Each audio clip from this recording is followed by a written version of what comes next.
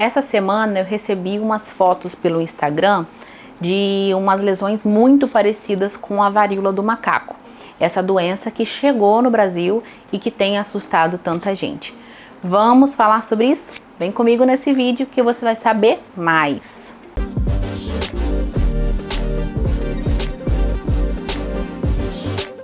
A varíola do macaco nesses últimos meses tem atormentado a mente das pessoas que estão com sintomas parecidos e até de médicos que têm recebido pacientes com sintomas parecidos com o que deveria ser essa doença. Bom, e o que é? Essa doença é causada por um vírus chamado Monkeypox. Esse vírus é comum na África Ocidental e na África Central.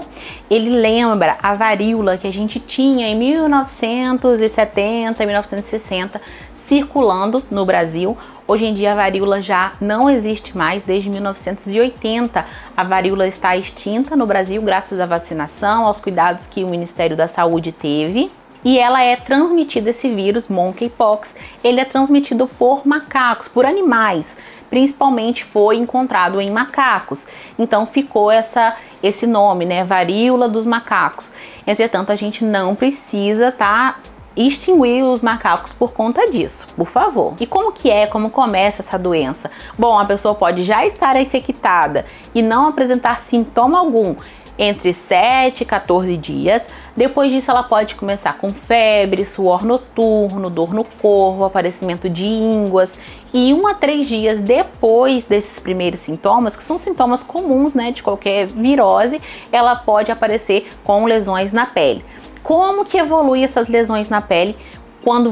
Como que você pode saber como que é a evolução dessa doença na pele? Bom, inicialmente você vai ter uma manchinha vermelha que vai evoluir para uma bolinha de água dentro, bem pequenininha. Depois ela vai encher de pus ali dentro, ficar um pouquinho maior. Depois ela pode se romper e formar uma crosta. Então, normalmente essa é a evolução da varíola do macaco. A doença pode durar aí uns 21 dias de evolução ou menos. Normalmente ela vai se resolver sozinha, não tem muito que se possa fazer, assim como era o Covid. Aqui também não tem muito que se possa fazer. A resolução vai ter que aguardar a imunidade do seu corpo responder, e ao mesmo tempo você vai ajudar com antitérmico, com medicamentos que vão aliviar ali os sintomas. Como que é feito o diagnóstico? O médico suspeitou, você suspeitou? É o mesmo sistema de diagnóstico do Covid, o padrão ouro, né? Que é o RT-PCR. Então, você vai a um local especializado para poder colher e tem esse resultado depois de alguns dias. E essa paciente, essa criança que os pais me mandaram mensagem no Instagram, infelizmente eu não pude medicar, porque eles não foi uma consulta formal, nem uma teleconsulta formal.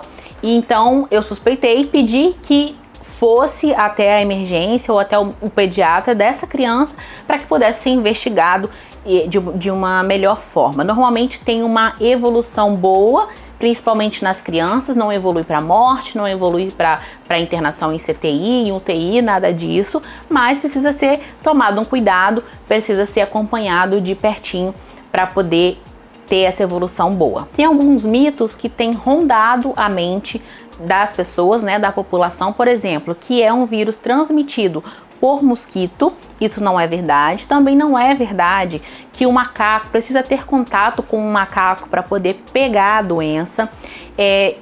O contato, a pegar a doença se dá em contato de um humano com o outro.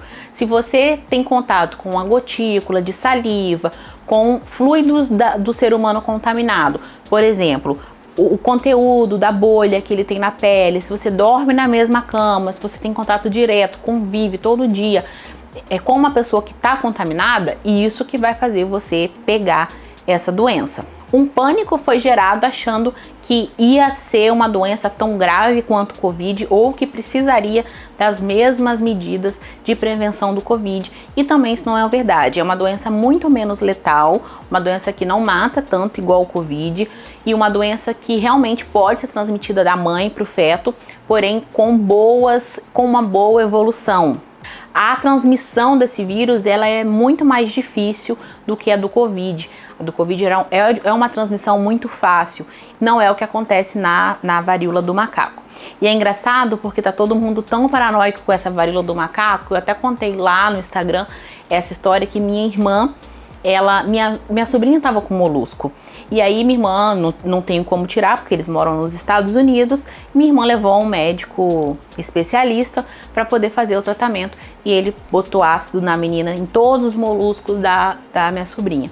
E lógico que fez uma super reação, porque a pele dela é muito fina, ela é alérgica a tudo, ela tem dermatite atópica e fez bolhas em toda a perna da menina. E acabando que as pessoas que olhavam de longe, por ignorância, por não perguntar, ficaram até achando que a Elisa estava com varíola do macaco, porque ela tinha bolhas ou vesículas, bolhas pequenas em toda a perna, em todo o corpo. E sobre o molusco você assiste o vídeo depois, que tá aqui no canal também. Mas é isso, espero ter ajudado, não tenham tanto medo da varíola do macaco. Se tiver alguma suspeita, procure a emergência, procure um médico, tem como colher o RT-PCR para você poder ficar tranquilo.